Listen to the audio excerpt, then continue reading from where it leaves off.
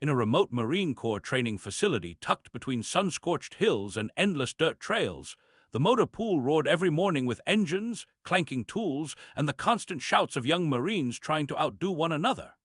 But on this particular day, something different caught their attention.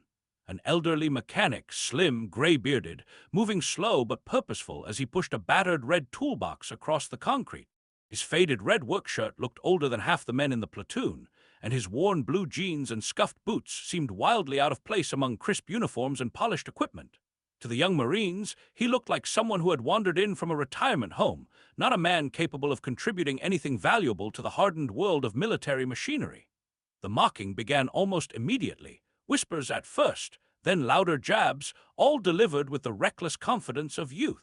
"Hey, look at Grandpa over there. Someone lost their bingo night host," one Marine snickered while another nodded toward the old man's toolbox. "Bet he hasn't held a wrench since Vietnam." A third Marine, more arrogant than the rest, smirked and added, "Watch him throw out his back trying to lift a lug nut." The laughter spread like wildfire, fueled by immaturity and ignorance. The old mechanic didn't respond. He simply continued walking, eyes forward, shoulders relaxed, as if he'd heard these same jokes 100 times before and they no longer had the power to sting. But the moment he reached the first Humvee, a disabled beast sitting lopsided from a blown suspension, the squad leader stepped in. "Everyone clear the area, motor pool inspection in 20 minutes, and somebody get this old man out of the way before he hurts himself." The Marines laughed harder, nodding in agreement. The old mechanic simply knelt beside the Humvee, placed a hand on the chassis, and closed his eyes, not in exhaustion but in concentration. It was a subtle moment, barely noticed, yet somehow it shifted the air around him. The Marines didn't understand what they were seeing, not yet, but they would, and it would happen fast, because unknown to them, the stakes were far bigger than a joke at an old man's expense. The Humvee they had failed to repair for 3 straight days was needed for a command demonstration later that afternoon, a demonstration that determined whether their platoon kept its readiness rating. If they failed again, the platoon would lose privileges, training time, and the respect of command. The tension was already rising when the motor pool chief stormed over, red-faced and furious. "Nobody touches that Humvee except authorized personnel.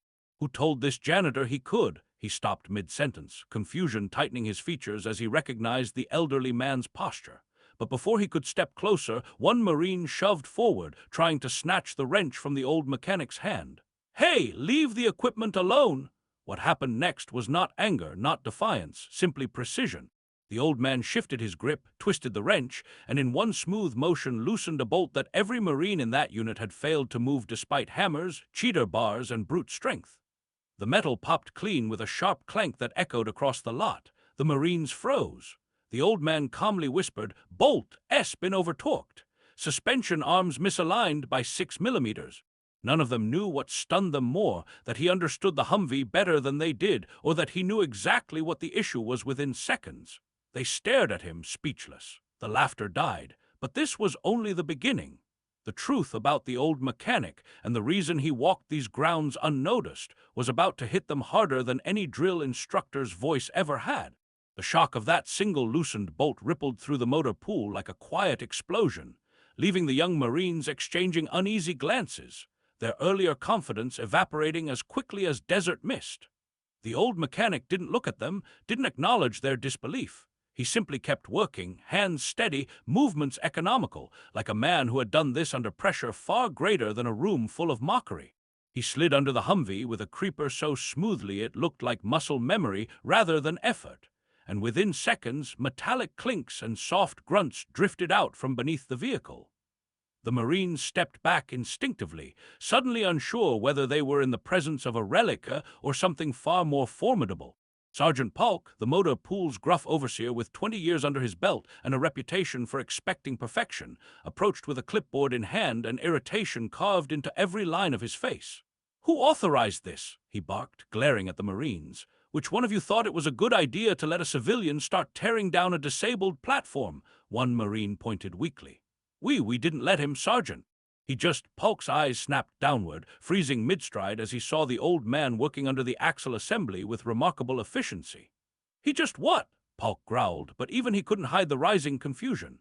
The young Marines exchanged looks, silently begging the sergeant to intervene, to tell them they hadn't just mocked someone they shouldn't have, but Polk remained still as though his instincts were whispering caution. A moment later, the old mechanic slid back out, hair coated lightly with dust, white beard flecked with grease. He set down a 14 socket, reached into his toolbox, and pulled out a torque wrench like a pianist choosing the next note. "Your issue isn't the suspension arm alone," he said evenly, tightening a bolt with controlled precision. "You've got a microfracture forming near the lower control joint. Probably happened when you took it off-road last week." The Marine stiffened. He was right. They had taken it off-road for a convoy drill, and no one else knew about it. Sergeant Polk's eyebrows lifted, the first crack in his stern facade. "How the hell did you know that?" The old man didn't answer. Instead, he reached behind the wheel well, twisted something the Marines couldn't see, and suddenly the Humvee's frame gave a soft metallic shift, like a locked joint being reset into place. Several Marines jumped. Corporal Rigg, who had been mocking the old man the loudest earlier, stepped forward. "There's no way you fixed that alignment with just one—" "Check it," the old man interrupted quietly, handing him the measuring gauge. Rigg swallowed, bent down, and measured. His face went pale. "It's perfect," he whispered. The whispers spread. "How'd he do that? He wasn't even looking." "Who is this guy?" Just as the tension reached its peak, a voice crackled over Sergeant Polk's radio. "Motor pool, be advised, base commander is en route for an early inspection." Every Marine froze. This was bad. Humvee had to run for the demonstration. If it didn't, the entire platoon would pay. Panic surged across their faces, but the old mechanic simply stood, wiping his hands on a rag, his expression unreadable. Then he walked around to the driver's door, tapped the fender twice like greeting an old friend, and said, "She's ready." "Ready," Polk repeated, incredulous. "We needed 3 days." The old man shook his head. "Start it." Polk hesitated, but the urgency of the moment pushed him forward. He climbed into the driver's seat, turned the ignition, and VRO. The Humvee roared to life, engine smooth as silk. Marines gasped. One took a step back in disbelief. Another actually whispered a prayer. But before astonishment fully settled, another sound cut through the air, the deep, authoritative thud of approaching boots. The base commander was nearing the motor pool, and whatever truth this old mechanic carried was about to meet the daylight. The tension inside the motor pool thickened into something almost tangible as the rhythmic cadence of approaching footsteps echoed closer, each step announcing authority long before the man himself appeared. The young Marines snapped into uneasy formation, their earlier mockery now transformed into a quiet terror that clung to their faces like sweat. Sergeant Polk wiped his palms on his trousers, a rare tell that even he was on edge. The old mechanic simply stood beside the Humvee he had just resurrected, his posture calm, hands loosely folded behind him, as though inspections were nothing more than familiar rituals he had endured many lifetimes ago. The base commander strode in with his aides, eyes sweeping the motor pool with razor-sharp scrutiny. His gaze flicked across tool racks, parts benches, and finally locked onto the Humvee that shouldn't have been running for at least another 72 hours. The commander stopped. The Marines held their breath. "Sergeant Polk," he said coldly, "why in God's name is that vehicle operational? My last report said the suspension had collapsed." Before Polk could answer, Rigg, desperate, sweating, and completely undone, blurted, "Sir, the civilian fixed it." The commander's eyes shifted and fell onto the old mechanic. For a moment, he simply stared as though his mind was trying to reconcile the impossible. Then something flickered across his expression, a flash of shock, disbelief, and something almost like recognition. "You," the commander said quietly, stepping closer. The motor pool fell into absolute silence. The Marines looked between their commander and the old man, confusion spreading like wildfire. The commander circled him slowly, like someone inspecting a ghost he wasn't sure was real. Then he spoke again. "What are you doing here?" His tone wasn't accusatory or hostile, it was reverent. The old mechanic offered a small shrug. "Keeping the kids out of trouble," he said simply. The Marines blinked. Kids, he'd called Marines grown, trained, disciplined kids, but the commander didn't correct him. He actually smiled. That alone sent shockwaves through the room. "Sergeant Polk," the commander said without breaking eye contact with the old man, "do you know who this is?" Polk swallowed. "No, sir." "Do any of you?" A wave of heads shook. The commander stepped beside the old man, one hand resting lightly behind his back. "This man," he said, voice carrying through the motor pool like a solemn announcement, "is the reason this base's motor pool exists in its current form. He built the maintenance doctrine you all use. He designed procedures most of you have memorized without knowing the author." The Marines' jaws collectively dropped. Rigg felt his stomach sink straight to the floor. The commander continued. "You call him an old mechanic. You mocked his tools, but 30 years ago he was the ghost every enemy convoy feared." A hush swept the room. Even the hum of the Humvee felt like it had quieted to listen. "This man," the commander said, "was the lead field engineer on Operation Iron Dagger, the only mission where every disabled vehicle was brought back, not a single loss. He repaired under fire, under blackout, under conditions none of you have ever experienced." The young Marines stared at the old man as if he had transformed before their eyes. He didn't look at them, didn't gloat, didn't smirk. He simply wiped his hands again as though the praise meant nothing. The commander turned to the Marines. "Which one of you taunted him?" Every Marine froze. Eyes darted nervously. No one spoke. Rig felt sweat drip down his spine. Then the old mechanic stepped forward. "Commander," he said quietly, "they're kids. Kids make noise. Let them learn from it."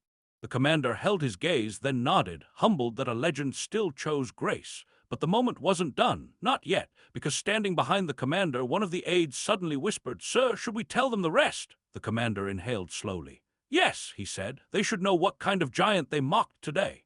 The entire motor pool leaned in without meaning to, and the next words would change everything. The motor pool had fallen so silent that even the distant whine of aircraft on the runway seemed muted, swallowed by the weight of what the base commander was about to reveal. The Marines, young, rigid, and suddenly far less confident than they had been 10 minutes earlier, stood frozen in place, eyes locked on the old mechanic who, moments ago, had been the butt of every joke in the room. Now he looked like a man carved from stone, quiet, unmoving, unreadable. The commander stepped forward, hands clasped behind his back, posture stiff with the gravity of the moment. "Most of you know Operation Iron Dagger," he said, "but what you don't know is that it nearly failed, catastrophically." His gaze swept across the anxious faces. Vehicles were burning, supply routes were collapsing, crews were pinned down with no recovery teams capable of reaching them. The Marines exchanged tense glances. They all knew the classified briefings, the mission debriefs, the losses, the impossible odds, but none of them understood how the situation had turned around. Not until now. The commander continued. "Only one man volunteered to go in alone, no escort, no overwatch, just a toolbox, a rifle, and a radio." He paused, letting the silence press on them. "He recovered 9 vehicles by himself." The words hit the room like a detonation. A few Marines blinked, unsure if they'd heard correctly. Others stared at the old man with dawning disbelief. "9, Sergeant Polk whispered under his breath, stunned. "Alone!" Rig looked sick. Johnson looked like someone had punched the air out of him. The commander nodded. "Every Humvee, every MRAP, every troop carrier destroyed or disabled along that ridge, he brought them back. One at a time, under fire, at night, with enemy teams moving between them."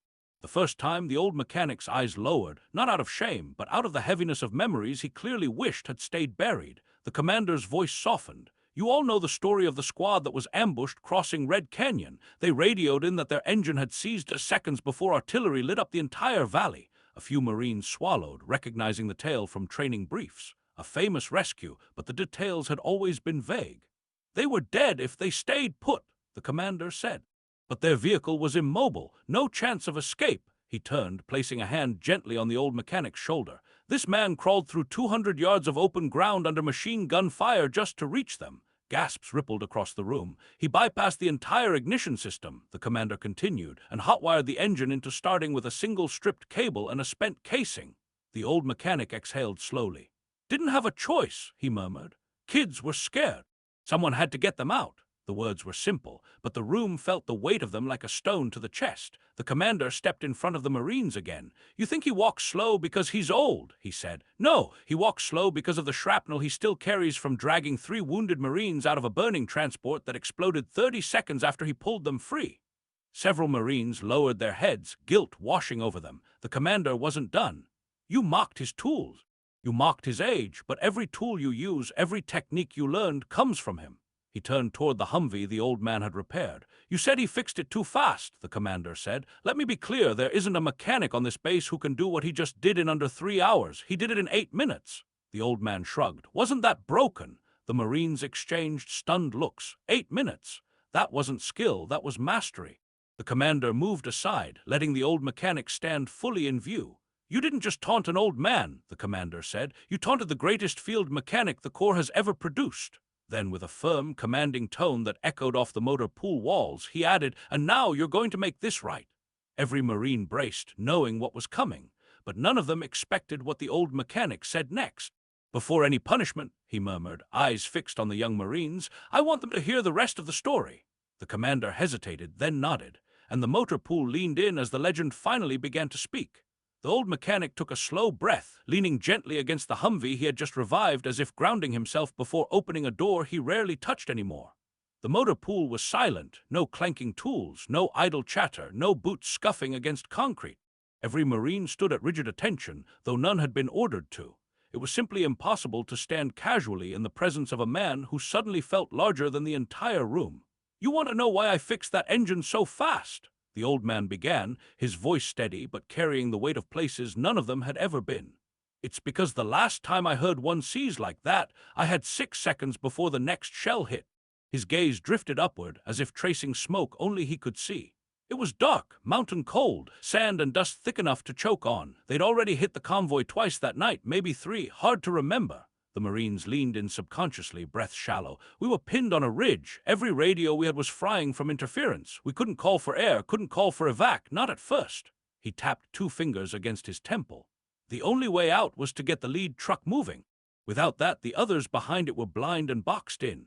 He swallowed, his voice tightening for the first time. "Inside that truck were 4 Marines, 2 barely conscious, 1 praying, 1 too quiet." The old mechanic paused, letting the silence acknowledge the dead without speaking his name. "I crawled under that vehicle with rounds snapping past my boots and shrapnel raining like metal hail. I could barely see.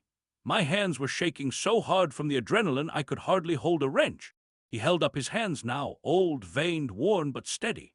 "But I remembered something my sergeant told me when I was younger than all of you. Fear makes you fast, purpose makes you right." He nodded toward the repaired Humvee. "So I stopped being afraid." The commander lowered his head. Several Marines looked away, ashamed of every word they'd thrown at him earlier. "I bypassed the line," the old mechanic continued. "Hot-wired the rail, hammered a bent component back into place, didn't think, didn't hesitate, just moved." His eyes sharpened, locking onto the young Marines. "Because if I failed, 4 boys died." He straightened slowly, aches evident but dignity unbroken. "And that night I didn't lose a single one. No one moved, not even to breathe." Finally, in a voice barely above a whisper, Johnson said, "Sir, we're sorry." The old mechanic studied their faces, faces red with shame, eyes lowered in remorse. "I know," he said simply, "but sorry isn't enough. Not for what you said. Not for what you assumed." The Marines nodded, bracing for a reprimand far heavier than anything the commander could deliver, but instead the old man surprised them. "You're young, you don't know what you don't know yet." He stepped closer, looking each Marine in the eye. "But the Corps isn't about strength or speed or rank, it's about respect. Every Marine is taught it, some learn it late." He turned to the base commander. "Let them work with me for the next 2 weeks. No punishment detail. Real training." The commander raised an eyebrow, surprised. "You want to teach them?" "I want to make them better," the old mechanic replied. "Better than I was, better than they are today." Sergeant Polk's voice cracked. We'd be honored, sir." The old mechanic gave a small nod. "Good, then tomorrow at 500, meet me here. Bring gloves, you'll need them." The Marines straightened immediately, a spark of renewed purpose lighting their faces. Something had changed in them, something profound. The commander placed a hand over his heart. "No one touches this man without my permission," he said. "He is part of the backbone of this base." As the old mechanic started toward the exit, Johnson called out, "Sir, what should we call you?" The mechanic paused, glancing back with a faint, knowing smile. "Call me what the Corps always did," he said. "Greaseback." The Marines exchanged stunned looks. The name belonged to a legend they'd only heard in whispers, and now he was theirs. The old mechanic stepped into the sunlight, leaving behind a motor pool full of Marines who would never judge another veteran again. And as for the young Marines, they weren't laughing anymore. They were ready to learn.